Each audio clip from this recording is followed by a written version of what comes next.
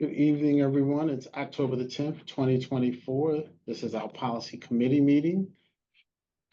Our board vice president will give us some welcome and introduce the agenda, and we'll get started. Thank you, Dr. B. Coates. Good evening, everyone. Welcome to our policy committee meeting of the Board of School Directors this Thursday evening, October 10th. Today, we will review policy 338.1, compensation professional leave, policy 339, uncompensated leave, policy 347, workers' compensation, transitional return to work program, and policy 351, our drug and substance abuse. And I will leave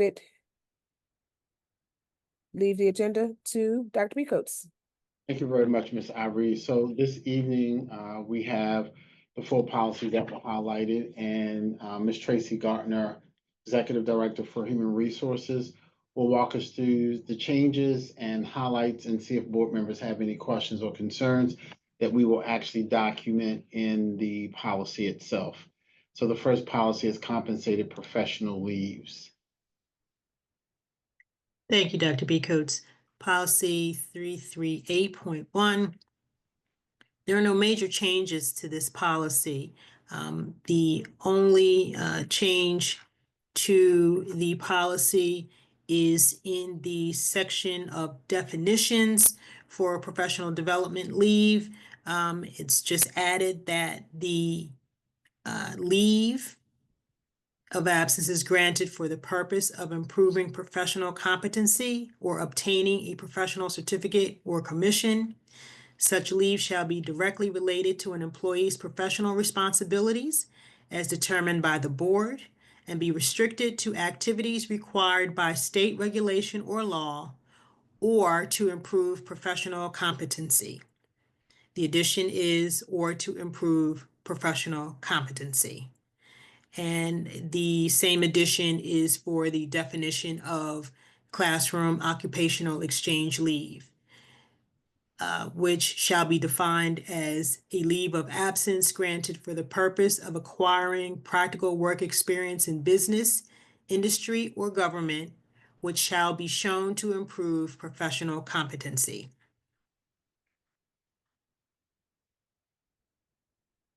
There's also, there is one other addition to this policy under the heading Classroom Occupational Exchange Leave. The addition to the application section, all required application materials shall be submitted by April 1 for the following school year. And the rationale for that is a date of submission helps us plan for the absence.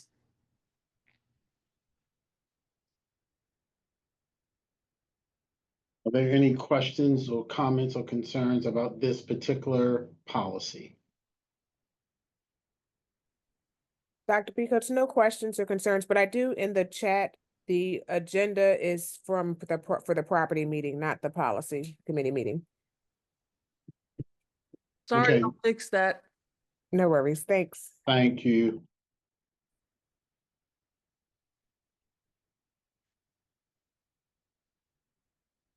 All right, so let's proceed to our next policy, which is policy 339, uncompensated leave.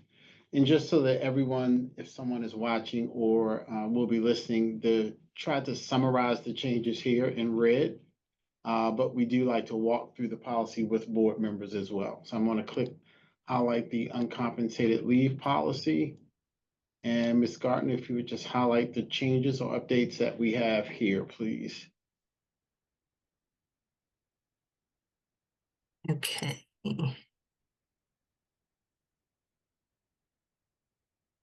So the addition is going to be this section here. So the addition is just adding to policy 339, uncompensated leave, that there's a commitment from the employee that they agree that the Uncompensated leave of absence, if approved, may be taken for a period not to exceed 1 year. Acceptance of such leave incurs a commitment by the employee to return to active duty in the district following said leave of absence for 1 full school year unless physically or mentally unable to do so. While on leave, employees may not engage in a remunerative occupation. That means they may not work while they're on leave of absence. The employee granted an uncompensated leave of absence shall inform the board of his or her intention within 60 days of the scheduled return date. Failure to return from the uncompensated leave at the end of the approved leave time will be deemed as the employee's resignation from employment with the district. They're letting us know whether they intend to return or not. The 60-day notice that we're asking in this policy will suffice for the 60 days notice that professional employees are required to give. With regard to benefits while on leave, employees on authorized uncompensated leave of absence shall not be considered to be active employees of the district during the period of leave and shall not be entitled to any benefits, including but not limited to salary, fringe benefits, sick leave, personal leave, or another type of paid benefits which are granted to active employees. Employees shall neither lose nor accrue seniority or salary step placement entitlement during the uncompensated leave. With regard to the commitment to the employer, William Penn School District, upon termination of the leave, the district shall reinstate the employee to the position held prior to leave if available, or to a substantially equal position if such position is unavailable. The right to be reinstated to the position held prior to the leave is subject to the district's rights under the school code and the collective bargaining agreement.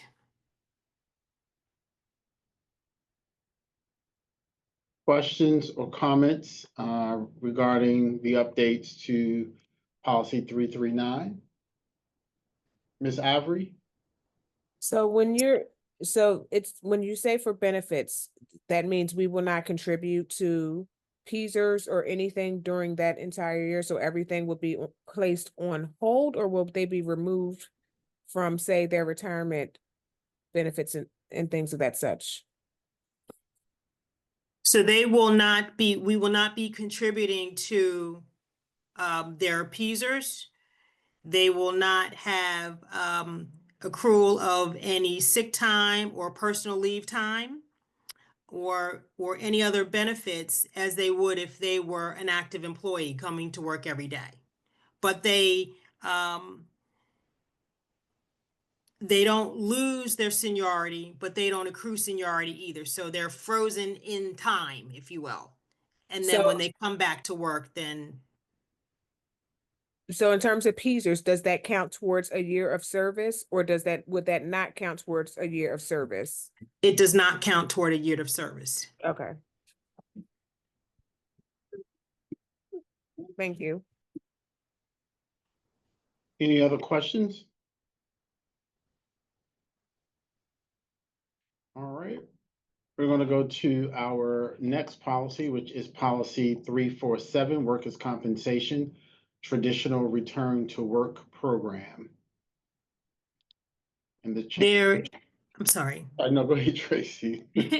There are no major changes to this policy, just one word in the section delegation of responsibility. And the sentence will read, when the interactive process occurs, the superintendent or designee shall engage the solicitor or special labor counsel. Okay.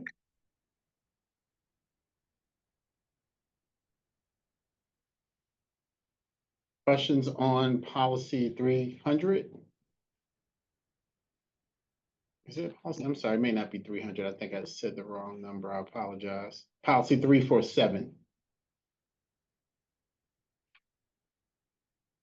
All right, there being none, we'll go to our last policy for the night, which is policy 351, drug and substance abuse. Okay, policy 351. Just a small change under delegation of responsibility. The sentence shall read, the fourth paragraph, the sentence shall read, in establishing a drug-free awareness program, the superintendent or designee shall inform employees about. And the addition of the drug-free workplace shall read, an employee who violates this policy may be subject to discipline. Such action or discipline may include, but is not limited to, reprimand, suspension with or without pay, or termination. In addition to disciplinary action, any employee who violates this policy may be required to participate in an approved drug abuse assistance or rehabilitation program. Employees who need to take prescription medication during the day must use it in accordance with the doctor's order. For the safety of students, employees' prescription medication shall be taken home with the employee at the end of the workday. During the workday, prescription medication shall be kept in a securely locked container or in the employee's car. The employee is responsible to keep all medication secure from students. And this section here, it outlines the penalties that may be imposed for violation of the policy and highlights what the expectations are for prescription medications in the workplace.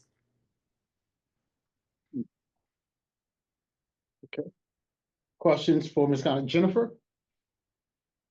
Thank you, Dr. B. Coates. I'm just curious and forward-looking. Is this policy have any stance on medical marijuana?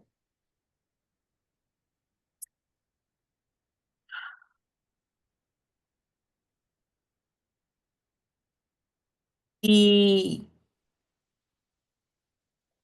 It doesn't have to be answered today, but I'm curious Yeah, I as will. to forward-facing what that looks like. All right, let us, I'll just do this. This is the way we usually do this.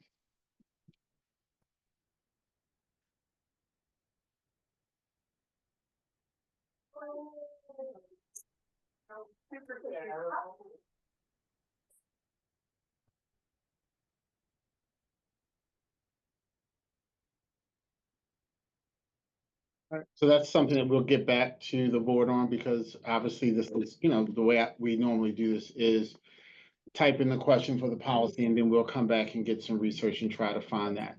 Absolutely. Yep, thank you. I mean, PSBA is a pretty stodgy organization, so it might take them a hot minute, but medical marijuana is legal in Pennsylvania. Yep. I like to talk now. Miss Ivory, I see your hand is raised. When you go for the policy in terms of they may be responsible for attending a rehab facility, does this come at the expense of the individual, or it says approved? So you're saying that it would be the district would approve the location for the employee, or can an employee select the drug abuse facility if needed? The employee can select the facility. Of course, with them applying for the time off to attend the facility, certainly that there would be paperwork that needs to be submitted. And that's one of the things that we would look at to make sure that it was not just, a facility, that it was an approved, a legitimate, authorized, what the correct word is, but it's just not where you go and sit in your friend's basement for a week.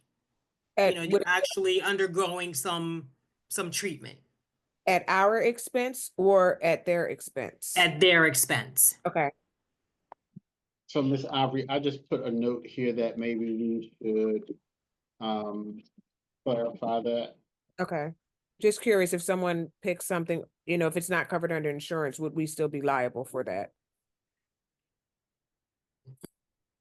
Thank you. A great question. Mhm. Oh, that's a good question. And both of the questions are great, and Mhm. we'll reach out to PSBA and see what guidance we get on the other question. Ms. Ivory, I think that concludes the policies that we have for this evening.